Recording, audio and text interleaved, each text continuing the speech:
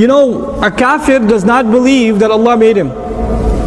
A kafir does not believe that Allah is Khaliq. These are the words of Iblis.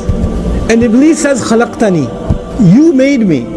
He doesn't just believe in Allah, he's talking to Allah and he's acknowledging that Allah is his creator. His kufr is not just of I don't believe Allah exists. His disbelief is actually his disobedience. I'll say that 3 times.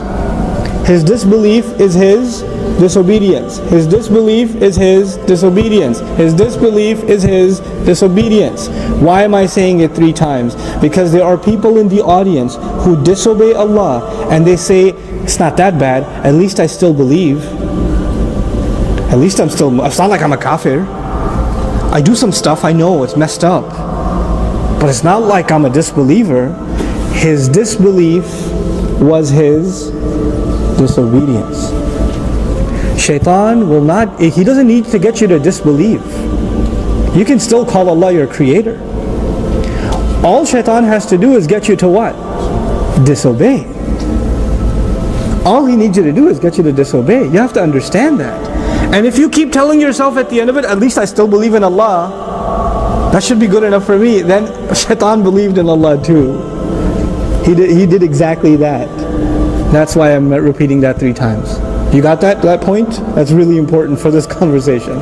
خلقتني من نار وخلقته من طين قال فاهبط منها فما يكون لك أن تتكبر فيها. And Allah said, get down from here. It is not appropriate for you to show your arrogance here, to consider yourself big here, to make yourself big before Allah. What is the thing we say every time we go into salah? Allahu Akbar. Allahu Akbar. Allah is greater. Allah is greater. Allah is greater. Which means I am not. I am not. I am not. And Allah says when you disobey, that means you're greater. You think you're greater. That's disobedience.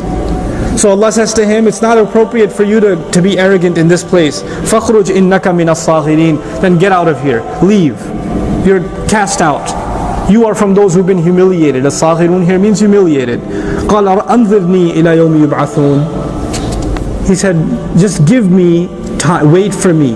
Allow me a little bit extra deadline until the day these people will be raised again. Until the day where human beings are going to be raised again. He asks Allah, give me time until judgment day. Allah says, قَالَ إِنَّكَ مِنَ الْمُنظَرِينَ. Allah says, you will be given time until, you are among those who've been given time. I am allowing you to stay that long. Ulama disagree whether Iblis died or not, these are the progeny of Iblis, or whether this is Iblis himself. But the isharat in the Quran are he stayed. That he stayed. And he was, like even there are hadith in which he had, like the Prophet ﷺ faced him. You know, so he did stay and he's around. That Iblis, that same Iblis is still around. And he's got his armies. And he's got his minions that continue to do the waswasa on his behalf, including himself. So Allah says, I'll give you time until, you know, إِنَّكَ مِنَ الْمُنظَرِينَ. Basically, he got in trouble with Allah because of us. In his mind, who does he blame? Us.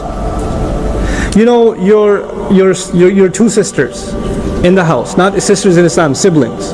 Your 2 sisters in the house, and you're both in the room, and one of them is on the phone, and the other one says, "Get off the phone! I was talking on the phone." And then the other one puts it down and says, "You can't tell me what to do." And they start fighting each other. And then one of them gets in trouble. I'm not going to tell you which one. One of them gets in trouble. Now she got in trouble with the parents, but who does she like look at with these eyes that could shoot lasers?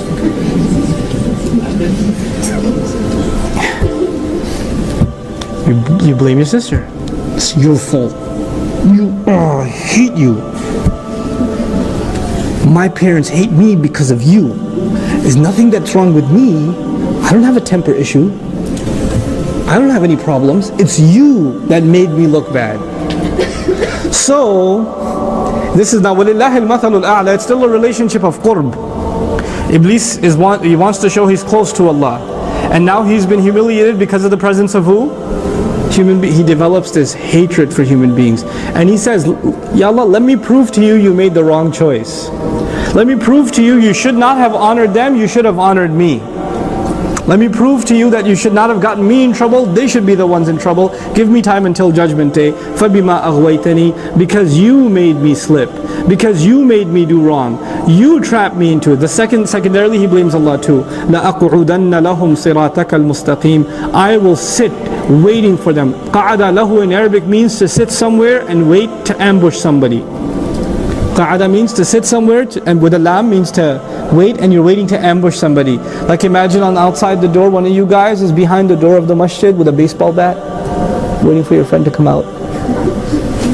Not with a baseball bat, maybe flowers or something, I don't know. But the idea is you hide and you wait for somebody to show up and then you attack them.